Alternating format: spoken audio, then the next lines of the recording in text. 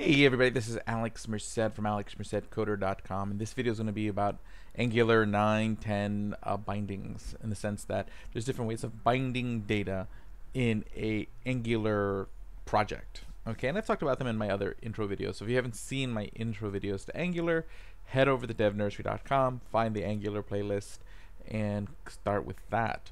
But if you watch those, I want to get a little bit more depth on these bindings. Let's do it. Okay, so let me open up my terminal. I have a project already kind of set up from the videos that you saw before. So let's see here, cd into my app, and I want to type in ng-serve, and that'll should start the dev server. So there it goes, it's doing the thing. Just wait for it to finish up. Boop, boop, boop. Let's compile successfully. Being served on 4200, so let's go to localhost 4200. There we go. So I'm going to clear all this out, and we're going to just start with a blank component. So again, in a component, you are generally going to have, well, just get rid of the properties. At minimum, you're going to have the constructor. Okay. Now I do have the onInit, which is sort of their version of sort of like lifecycle function. So this is like on initialization of the function. So you have to import that from Angular core. Then you have to add implements on init here. Okay, because again, this is using TypeScript, so it's using TypeScript syntax. So if you've never seen implements before, it's because it's a TypeScript thing. You're implementing not an interface, if I remember right. Is it an interface? Oh, no, not in TypeScript, because in TypeScript interfaces are sort of the prototypes for objects. Off the top of my head, I don't remember what are these like sort of class styles. I'll have to come back to that. But basically, that allows us to have this function inside this class. So then we're able to override it. Okay. So ng on init. And then there I did a fetch, okay? Which I'm going to comment that out too. Okay, so we're going to start, it's very simple. Okay, so first thing I'm going to do is just start off with a property. And again, you don't use const, let, or var because this is a class. So you're assigning class properties, okay? Which is might be different if you're used to just sort of browser standard JavaScript, because you always have to declare your variables in a constructor. In newer versions of JavaScript, you have class properties where you can actually just declare properties of a class just right there in the body of a class. Now let's see here. If we go to google.com, let's go to images.google.com, and let's look up a image of a puppy. And lots of puppies. Let's go with that. Copy image address, and what I'm going to do is I'm going to say image here equals, so it's this variable called image. Awesome. Now what if I want to use this in my template? So what if I want to go here and I want to make an image tag? So this is the hello world component template. I want to make an image tag that uses that puppy, those puppies, as their image. So what you do is you have to surround the property with square brackets. The square brackets always mean that you're pulling a variable from the class. So there's a class property on that variable that we want to refer to, and that variable is going to be image. Okay, and then we just do a slash here. And let's see, make sure that compiles fine. That looks like it compiled fine. Let's go take a look in the browser, see if that compiled fine. And there you go, see, puppies. Okay, but again, square brackets mean pull from. Okay, so if you kind of think bigger picture, because what happens is that, like, when you read the documentation, it seems like there's 50 different variations of the same syntax. We're using these square brackets in the same 50 ways, the parentheses in 50 different ways, but they really mean a thing. Okay, square brackets mean I'm pulling from the screen. Now what if I want to send to? Okay, kind of like sending information that a function needs to be invoked, an event. That's when we use now I'll delete this. That's when we will use say button. That's when you use the parentheses. Okay, so you're not receiving information from the template.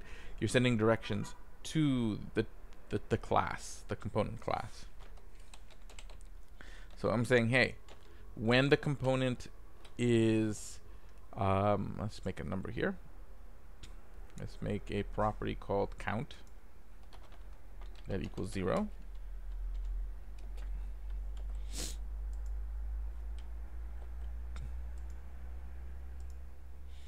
And we're going to say that, hey, anytime you click the button, count will equal count plus 1. So I'm not saying get that information from the template or from the, I'm not saying from the class. I'm saying run this text as code in the class.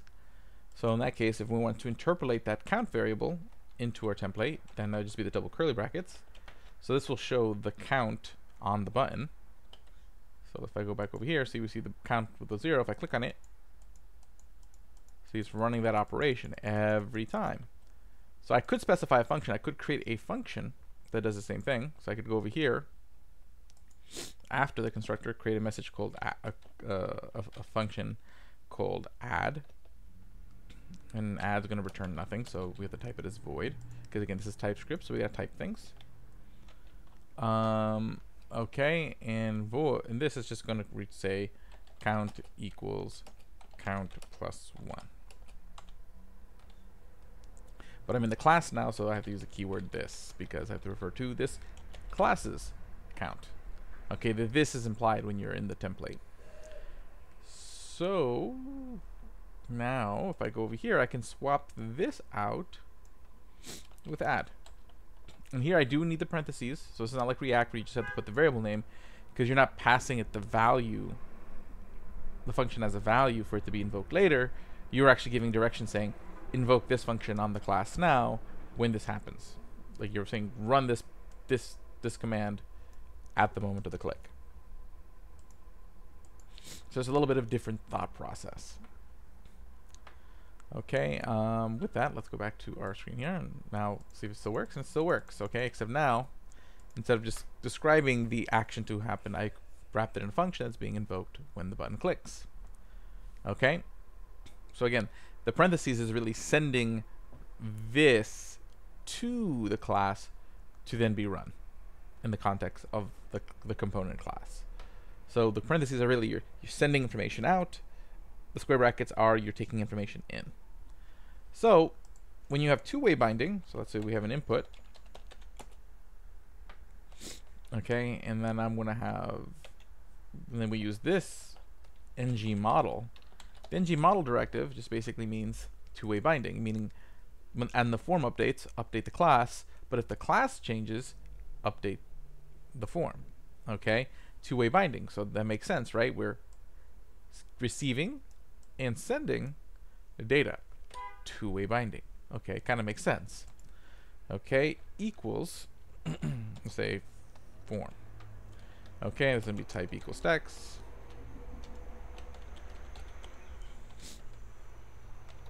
Okay, now let's create that form property. Okay.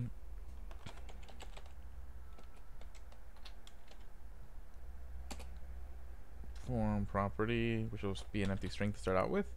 And then we're going to console log this dot form here.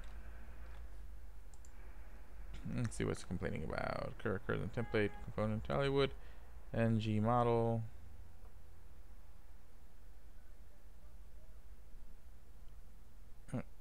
Actually, think about it as the m still just like that.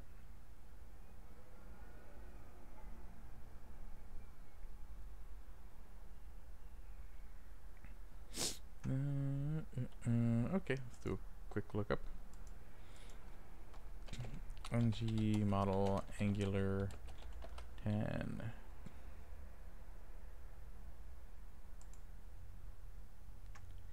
Okay.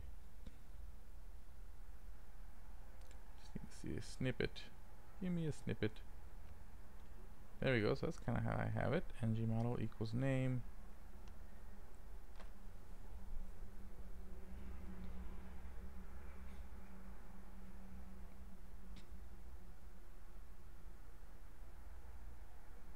connector.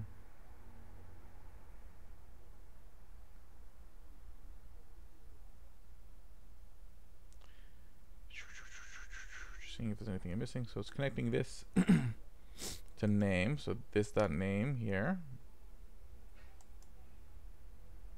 Name is a string equals that. Good.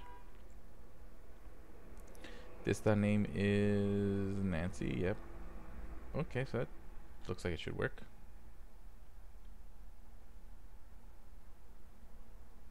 Oh, but we need the forms module. That is why. Okay, so we got to go add the forms module. Okay, and let me go find the syntax for adding the forms module. Tutorial built-in features, forms. We got to install the forms module, so let's find the code for that. Here we go. Form control. So we got to do that. I just want to install the module.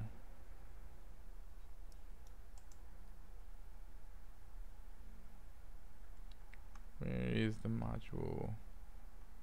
Install part. Well, essentially what would happen is you install the form module, so you'd have to go to app.module here, and we would add the form module. So let me see if I can form module, and that would be from dot slash, should be actually at Angular forms. There we go. It says form module is declared, but its value is never read.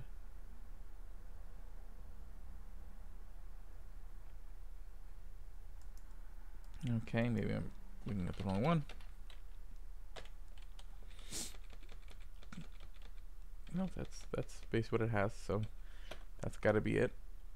Okay.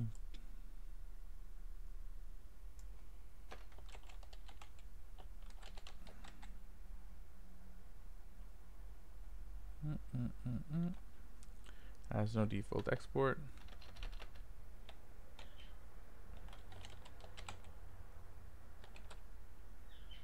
No, it's forms module. There we go. Okay, cool. So basically we import the module here, and again this file is called app.module.ts. That's where you go to import like clumps of Angular features if you're going to use them, and then you just add it over here. So forms module. Okay, so there we go.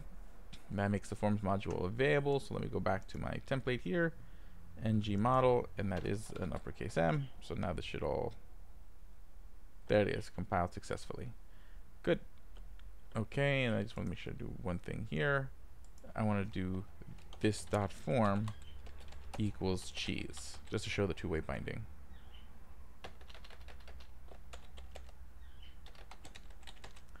Cool. And what we're going to do here is I'm going to change under this, I'll put in H1 that shows us whatever the value of the form is. So you can see that the form, so this is pulling the form value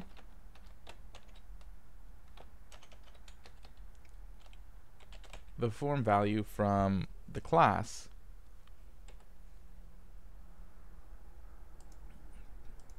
So watch, when I type in here, see it updates that, so we know that the class is being updated. So we see that one way, so we're sending the data to the form. Okay, but now let's see what happens when we try to receive the data from the form, because I'm going to update that form variable here, and that should also then update the form box. And see, it changed it to cheese. So it's two-way binding. Whether the form changes the data, it updates the class, and when the class changes the data, it updates the form.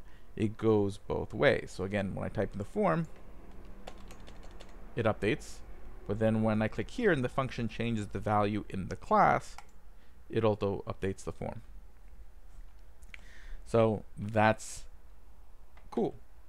Okay. There's a couple of little unique quirks. So for example, if you want to do like a class thing, which there really aren't much in the way of classes here, but theoretically, if I wanted to put a class on this H1, you think I would just have to do this, do class equals and whatever. Okay, you can, but the way it's going to interpret this is that you're going to have some sort of conditional expression here. Okay, so usually what you'd want to do is like say class dot title, so that means the class is called title, and then you would put some Boolean expression here on whether it's on or off. So if I do true, okay, and I go back to here and I do Control Shift I, actually probably an easier way to do this is just to actually make the title class. So let me go over here and put title, and when title is active, the color is red. Okay, let's just put some, see, there you go, the title is red because the expression after class.title is true. Now if I wanted to make that go away and turn back to black, I can just do false, and now it's black again because the class is conditional. So what this syntax does is to say this class that's attached to class is on when this is true, off when that's false. The other thing you can do, so if you do want to, I think, just grab a variable, I think you have to do ng class if I'm correct. So in this case, then we could create a variable here. So let's just let's say that's a property called CL inside our class. So let's go back to our class. Okay, so let's do CL equals title. So in that case, title is going to equal the class. So this should still be red, and there we go. So you can change the value of the variable to change what the class is if you use ng class. But if you use just class, then it's a Boolean. So that's the thing to be aware of. I'm trying to think if there's any other really fun ones to point out. I think that concludes most of what I wanted to cover. So I'll see you guys later on. Have a great day and enjoy. Join the Slack and Discord communities over there at devnursery.com. Subscribe to this YouTube channel. Follow me on Instagram and Twitter at Alex Merced Coder. Same thing on Facebook at Alex Merced Coder. And otherwise, you guys have a great day. Thank you very much. Enjoy.